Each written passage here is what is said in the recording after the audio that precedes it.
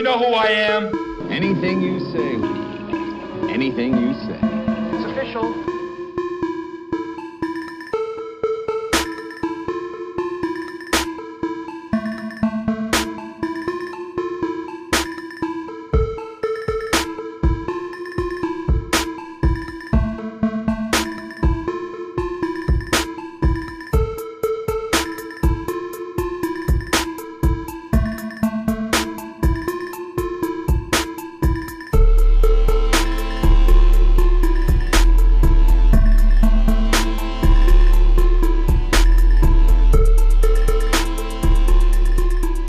What's up, YouTube? It's your boy Thomas back again with another rendition of Truth Be Told.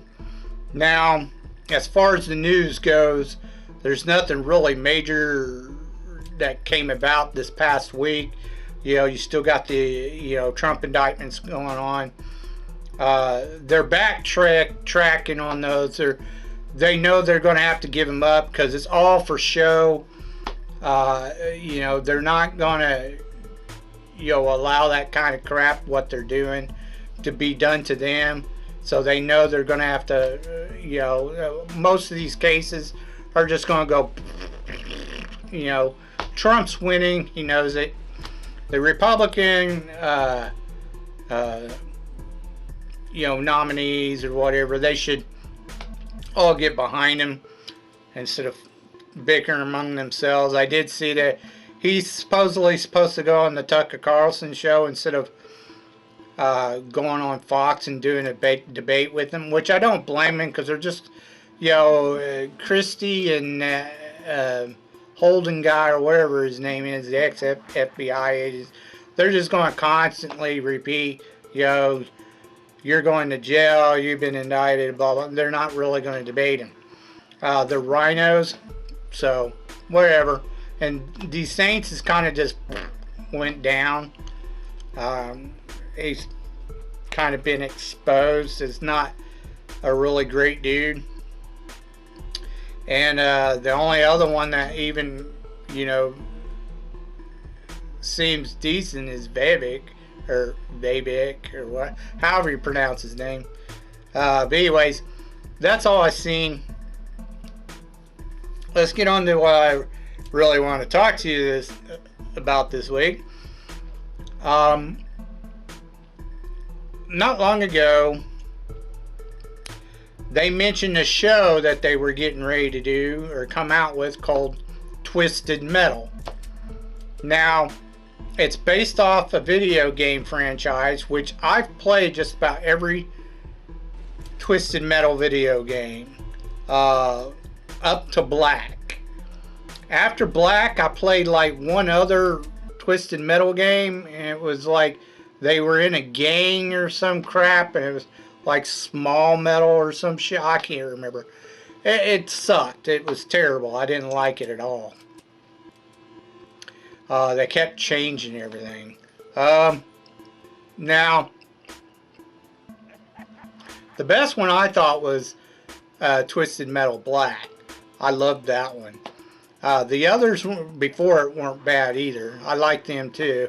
It's an okay game. It's not bad, but it's been a long time since I played them. But I do remember most of the original stories of the characters and stuff. And I'm telling you right now, this show that they've done, I knew they were going to screw it up. It's Hollywood.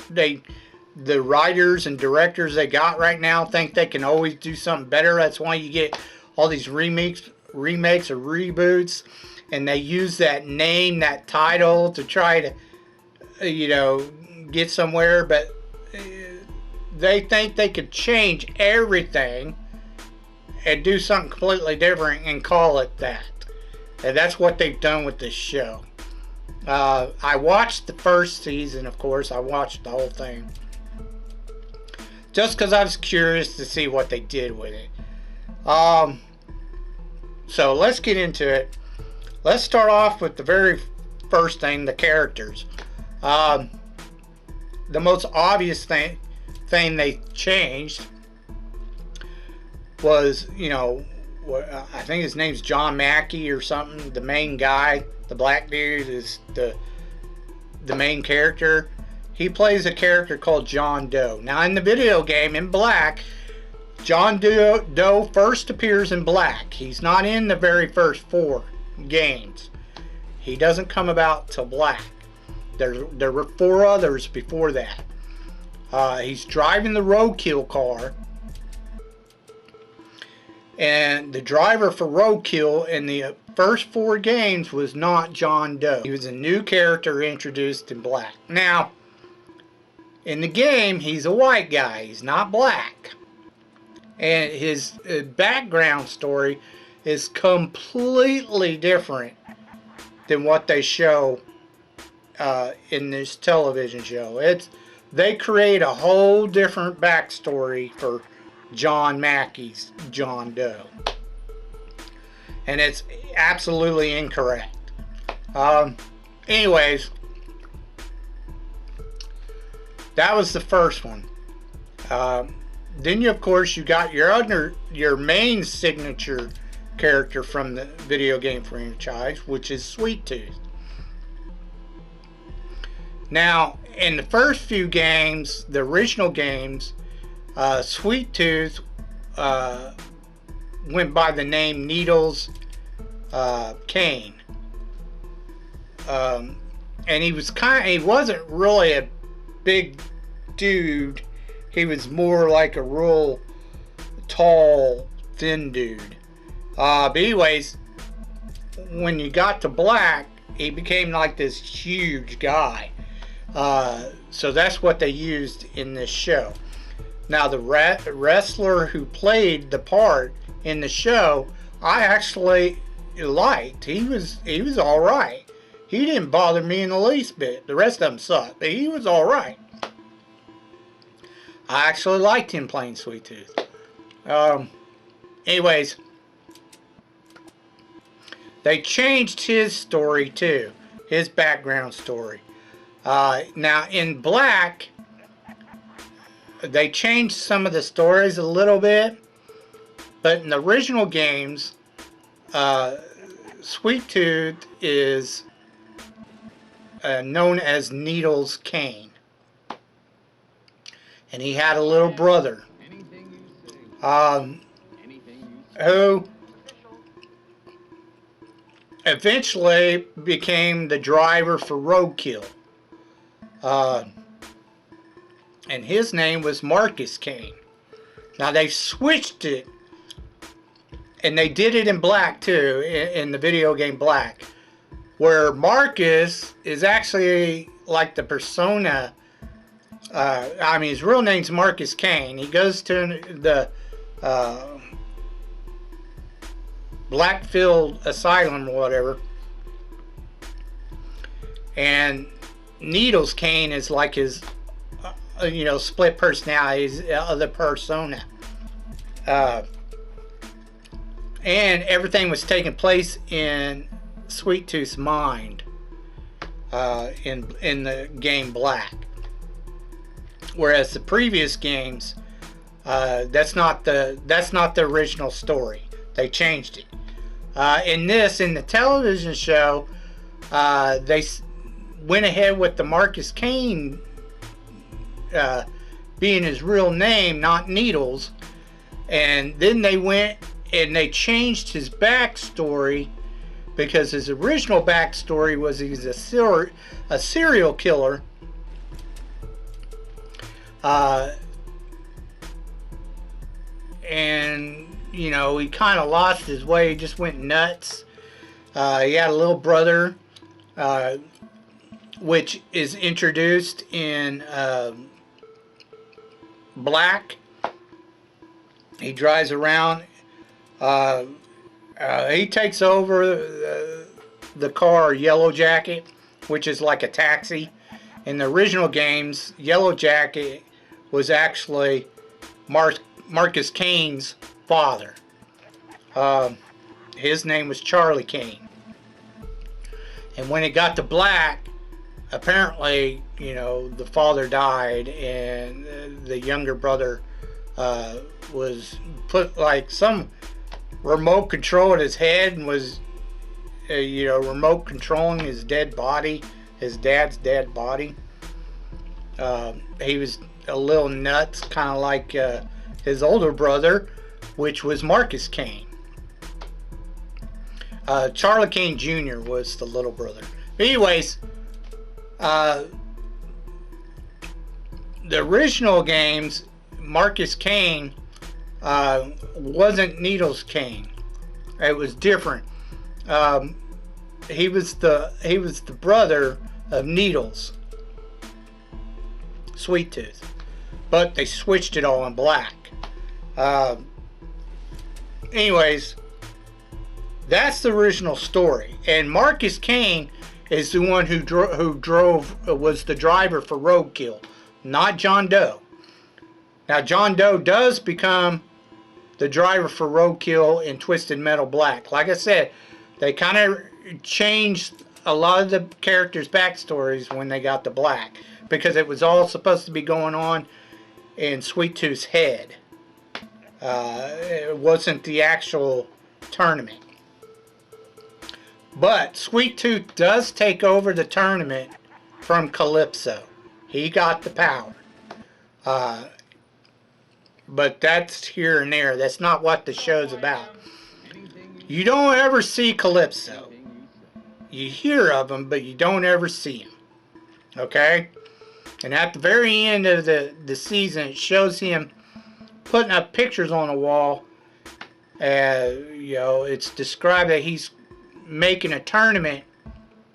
There's no tournament in this series. Not yet. It's supposed to be in season 2, I'm guessing.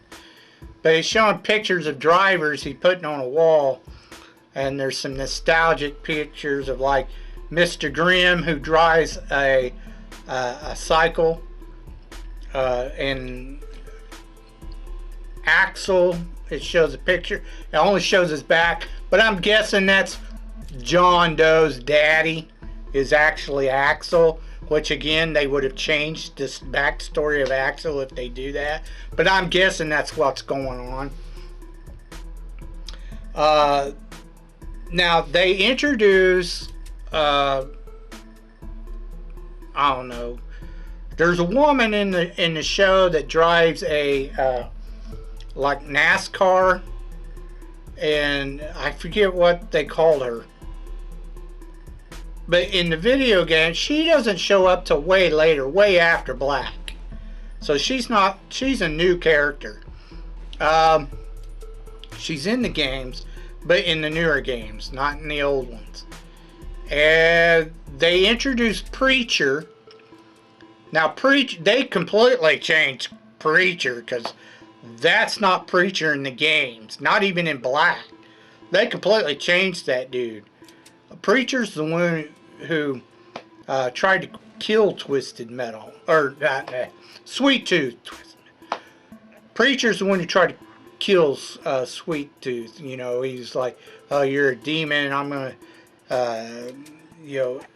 give you an exorcism." Blah blah blah, in the video game.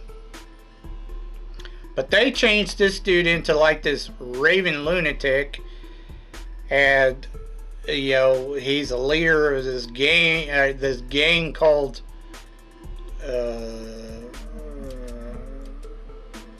I forget what, Holy Men or some shit like that. And it's just dumb. It's retarded. I'm guessing they're going off the small metal or whatever, where they introduce all the gangs, because they kind of do some type of gang shit with Sweet Tooth, which didn't last long in this show. And of course, at the very end, they introduce another gang, supposed Dollface's gang. They introduced the character Dollface at the very end of this season. But the problem is, she goes, oh, I see you've been messing with my brother, blah, blah, blah. So it's a black woman, which in the game, she's not black, she's white. And second, she's not John Doe's sister. That's not in the game. So again, they changed her backstory completely. And she's already got a gang, which that's not in the video games either until way later. Like I said, you know, this is all after Black. They changed it all. Quiet, I don't remember her ever being in the video games. So they kind of changed her. There is a character in there, I think, you know, they introduced the Reaper car or whatever, but it's played by a different character. I can't remember who it is. It's not this quiet chick. I don't know. That's somebody new. They just threw her in there. I guess to give John Doe, you know, a fuck buddy or some shit. It's kind of dumb. But yeah, they've completely changed the entire story of these characters. They introduced some elements from the game, like the names of certain characters and cars, but you know, he doesn't start off with the roadkill car. That's not till way later. And I don't know. Like I said, they changed a bunch of crap. They rewrote a bunch of the backstories and shit. It's not Twisted Metal. If you're thinking it's anything like the game, you're wrong. Because there's no tournament or anything like that. There may be in the second season, but this first season it wasn't. Now, I did like the concept of the story of, you know, of course, post-apocalyptic world. Everything goes to shit. You know, and then, you know, he's smuggling shit between cities, in between gangs and shit, and blah, blah, blah.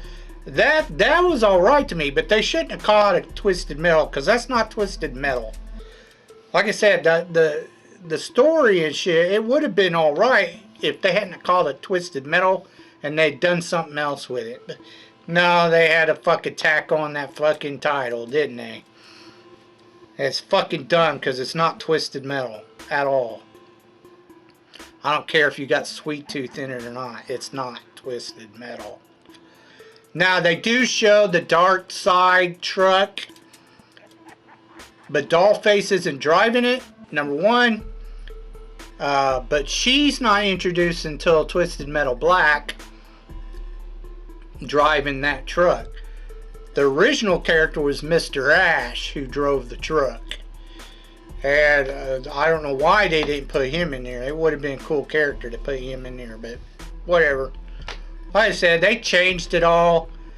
Don't expect it to be anything like Twisted Metal, because it's not. It's completely different. All they did was tag that name onto it. Dumb, dumb, dumb. I was pretty pissed. I was like, I'm not surprised they fucked this up. Anyways, that's all I have to say about that. Let's move on to your B-movie reviews.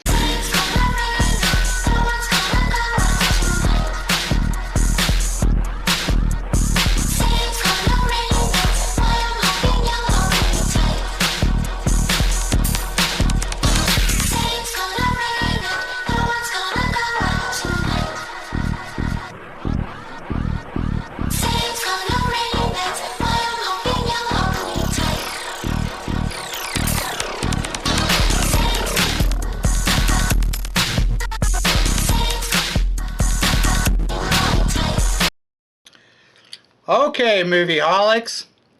This week is Fantasy Week.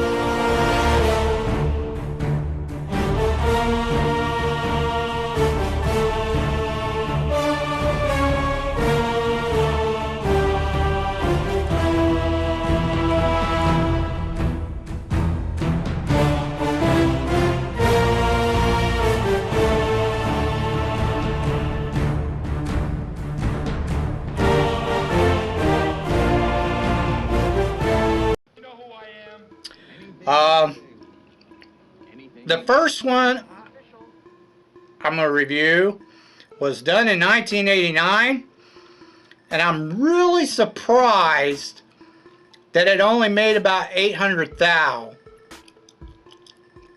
That really shocked me. I thought it did a lot better, and I thought it made some millions, but no, only 800,000. So that was kind of, threw me off. I'm really surprised because this is actually kind of a classic. So, now I saw this when it first came out, but that's been years ago. It's called Little Monsters. It stars Fred Savage, and of course Howie Mandel is the monster.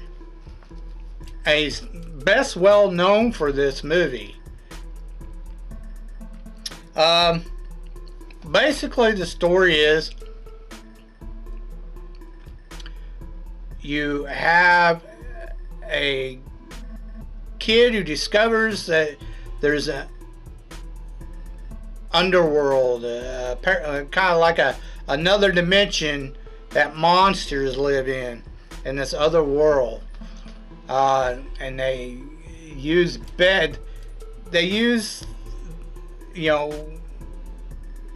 they're able to enter our world from under the bed, and their job is kind of like the Little Monsters, or the Monsters movie, the cartoon. They're just supposed to create mischief and cause trouble for the kids, scare them. Anyways, Fred Savage, he's getting blamed for all kinds of crap. And then his little brother, he has a little brother who claims that there's a monster in his room and dares him to go sleep in his room. So he does. And he figures out that the monster's real. So he stays up one night to capture the monster, which he does. And then him and the monster become friends, and the monster invites him to his world, and he checks out his world and does stuff with him and blah blah blah. He's actually, what he was doing was he was trying to recruit him to turn him into a monster. Now, the thing is if you're still in the monster world before daylight or after daylight, you're stuck there. You become a monster. So he tries to prevent this. Eventually, though, he doesn't want to be a monster, and there's a boss monster called Boy. He has a henchman, a big old henchman. I think his name was Stinker or some. I can't remember his actual name. It's like Stinker or something. Anyways, they want him as for part of the world. I guess the more monsters Boy creates, the more powerful he becomes, and the stronger his world becomes.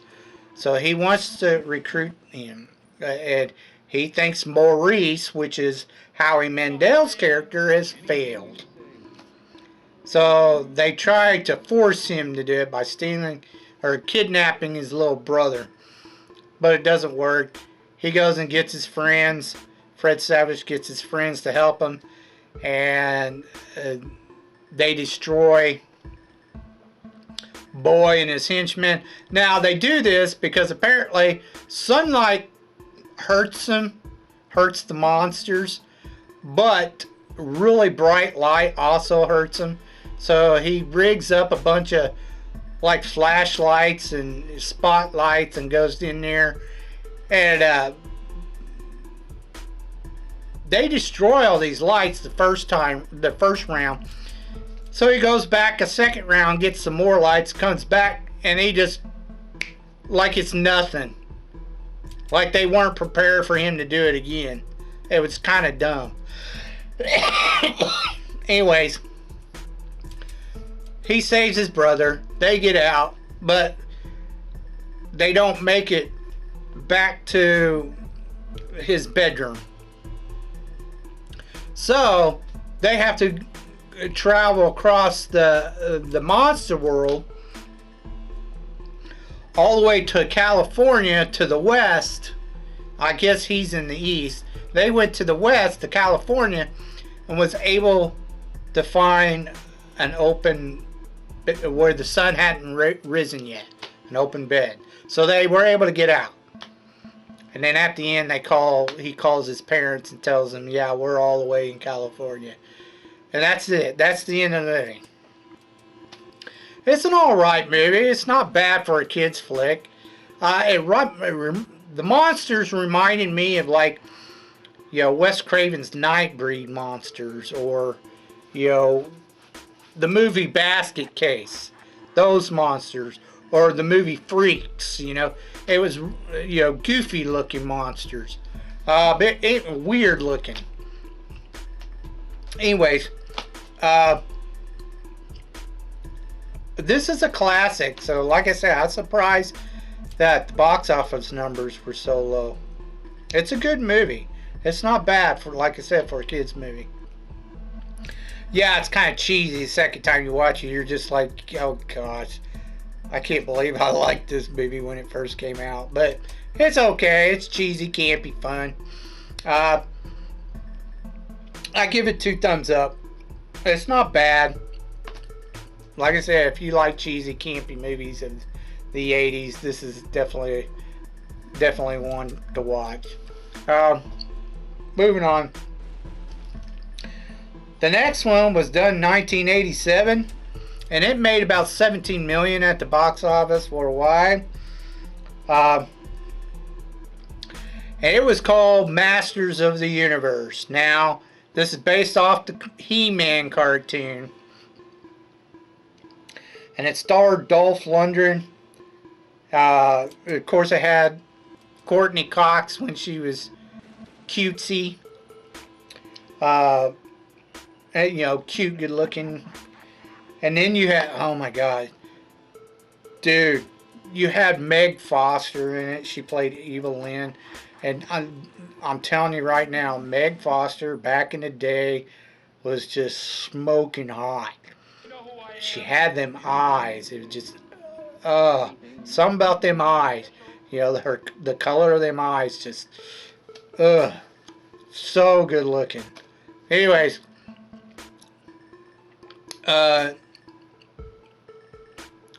like I said, it's based off the He-Man cartoon. But it isn't quite He-Man. They changed a few things. And it made it kind of silly. It's almost like a Sci-Fi too. They kind of mix-max sci-fi and fantasy up with it.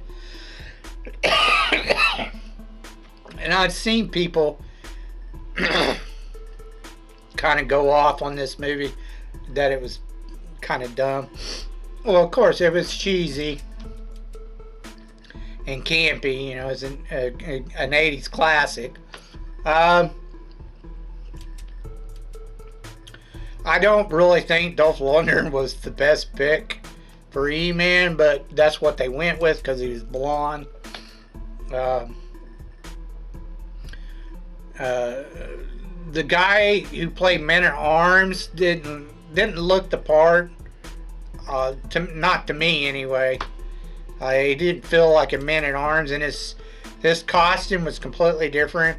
So was Tila's costume, and the girl who played Tila, I think it would have been a little bit better if she stopped with all the.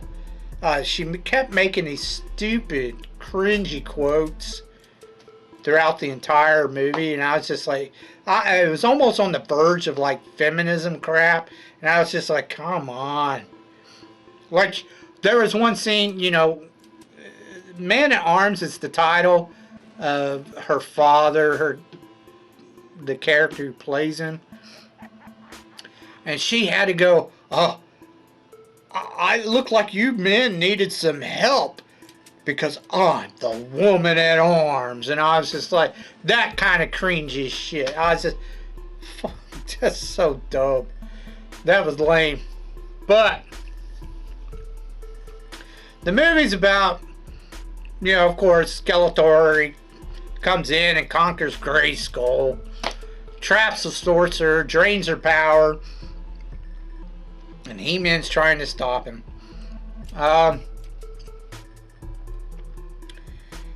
he wants, not only does he want He-Man's sword so he can open up Grayskull and drain its power so he can be the master of the universe, but he also wants this device called a cosmic key, which this guy, little creature invents that allows you to open up portals, kind of like wormholes, to anywhere you want to go, even in time, and to other dimensions, other worlds.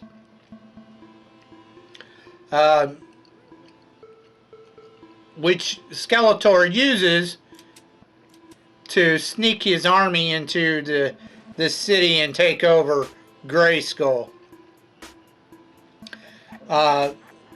But what he didn't know is that the little guy, I can't remember what they called him, like Grunlick or something like that. He actually has a prototype key that he didn't know about. So they go back there to get his prototype key to counteract Skeletor's key. Well, in doing so, they get in a big fight and they end up, they try to break into the palace and get the sorcerer free, but they can't. They can't get the sorcerers free. So they escape through a portal. But in doing so, it kind of messes up the key. And they end up in our world. And that's where he meets Courtney Cox and them and her boyfriend or whatever. Now Skeletor sends his thugs after him,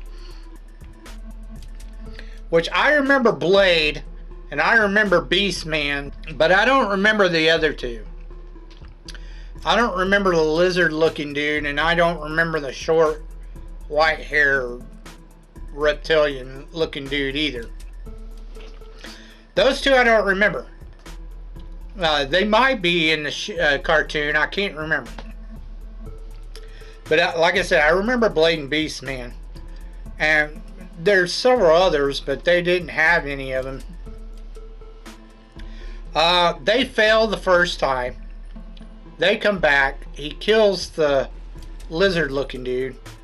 And then he sends them back with Evil Lyn. And then Evil Lyn gets the key from him.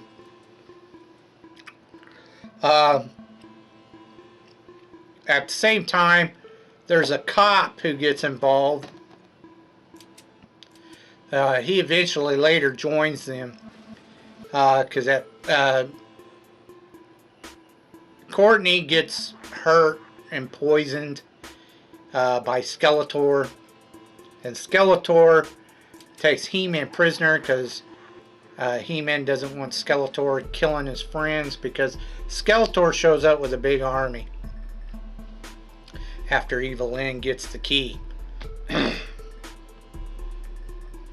Anyway, Skeletor destroys the key, the prototype, and then he takes off with He-Man. Well, Grolak or whatever, along with Courtney Cox's boyfriend, who remembers the tone that the key made, you know, they take a keyboard and hook it up to the device, and they figure out a way to make it work. They go back to the palace along with the cop, and a big fight ensues. And Skeletor has become, you know, a master of the universe by opening up Grayskull with He-Man's sword. And as the sorceress is almost dead, she looks old and dying. And He-Man breaks free, and they have this big fight, him and Skeletor. And the others fight off all the guards and stuff. Evil Lyn and Beastman run off because they know it's over. And then, you know, He-Man pretty much saves the day, and that's the end of it. The cop stays in Eternia, And then they make this whole thing about this. Instead of saying goodbye, go say good journey. And they make a whole big deal out of it for like 3 minutes at the very end. I'm just say see you later and let's go, you know, jeez. Anyways, Grundor, or whatever the fuck his name, the little dude, he tells them that, you know, they could go back at any point in time. And Courtney Cox tries to say, hey, send me back at this time, when they're going through the dimensional rift or wormhole, when he's sending them back home. Well, when they get back home, Courtney Cox, her parents had died previously, but Gorlook or whatever sent them back in time just before her parents gets on this plane that ends up crashing, kills them.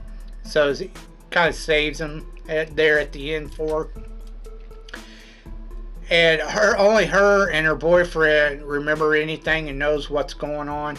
And they were given a little device in case they needed help from He-Man and them, that they could contact Eternia if they needed to. And that's the end of the movie. It's cheesy, it's campy. You know, it doesn't really go along quite well with the story. Some of the actors were off. They should have chosen different actors. Costumes were off. A few of them, especially Man-at-Arms and Teela's costumes, they were way off. The guy who played Skeletor, he did okay. My problem with his Skeletor is they did the face all wrong. It was screwed up. It just didn't look like Skeletor at all. It was like a cheap version of it, you know. It should have been like a yellow skull, and you shouldn't have been able to see his eyes and shit. But whatever. And his costume, instead of being black, it should have been purple. Again, whatever. Anyways, it was okay for a one-time watch. So even for a cheesy 80s campy movie, I mean, it was pretty damn cheesy, you know. That's why they're wanting a new one. But I wouldn't want Hollyweird touching it. Just because, not right now anyway, because you know they're going to screw it up. I give it a thumbs up and a thumbs down. Just because it is pretty cheesy. Even for an 80s flick, like I said. If you have any thoughts about what I talked about earlier in the video, please leave your thoughts down in the comment section down below. I'd love to hear from you. If you have any suggestions, any underrated films or B-rated movies that you think I may never have heard of, please leave your suggestions down in the comment section down below, and I'll get to reviewing them as soon as I can. So until next time, I told you be told the truth, and you've just been told.